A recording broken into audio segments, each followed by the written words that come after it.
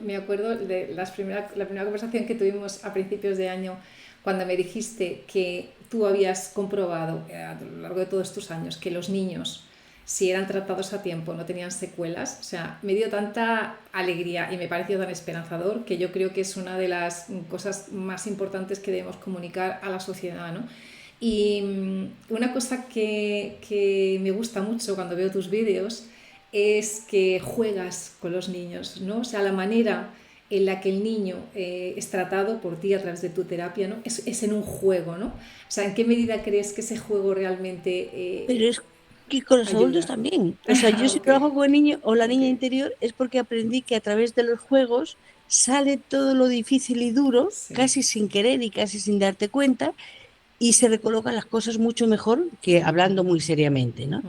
Entonces, a través de los juegos y mientras están jugando, los niños se aflojan y pueden soltar y pueden hablar de esos secretos que son duros y difíciles de guardar, ¿no? Entonces, siempre a través del juego, siempre a través de los muñecos, de los juegos, de los cuentos, los niños pueden expresar eso que tanto les duele y les hace sentir mal.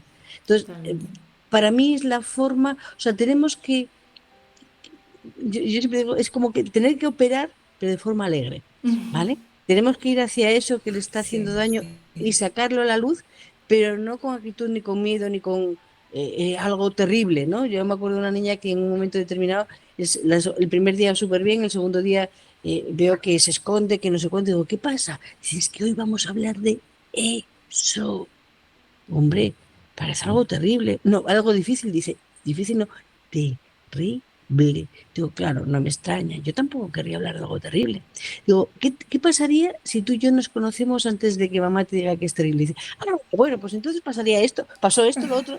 Con una tranquilidad, o sea, los niños hablan con tranquilidad si ven que el adulto recibe con tranquilidad. Y esto es en lo que tenemos que preparar mucho a los adultos que están en el entorno de los niños. Aunque el niño nos cuente una cosa muy difícil, nosotros tenemos que estar tranquilos y recibiendo y pudiendo con lo que el niño cuenta. Muchos de los niños, muchos de los adolescentes, muchos de los adultos con los que yo he trabajado que habían sido abusados, intentaron contarlo.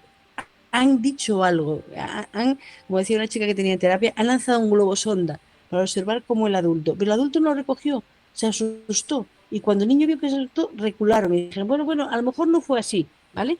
Para proteger al adulto. Entonces, el adulto que está en torno de los niños tiene que formarse y tiene que saber que, por desgracia, el abuso existe, que uno de cada cuatro niñas y uno de cada seis niños son abusados, de que esto, por desgracia, ocurre muy a menudo, que la mayoría de las veces ocurre jugando. Y el niño o la niña no presentan secuelas al principio.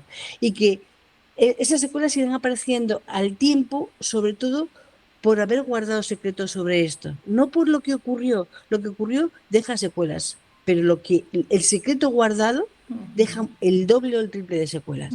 Entonces, si lo podemos detectar a tiempo, si lo podemos expresar, y por eso ahí siempre digo, vamos a dar charlas o la gente que nos escuche, que nos llame para dar charlas en colegios, en Sí. institutos, en facultades a la gente que va a estar en el entorno de los niños. O sea, es muy importante la concienciación social. Y Totalmente. ahí, desde España estamos trabajando mucho en esta concienciación social, ¿no?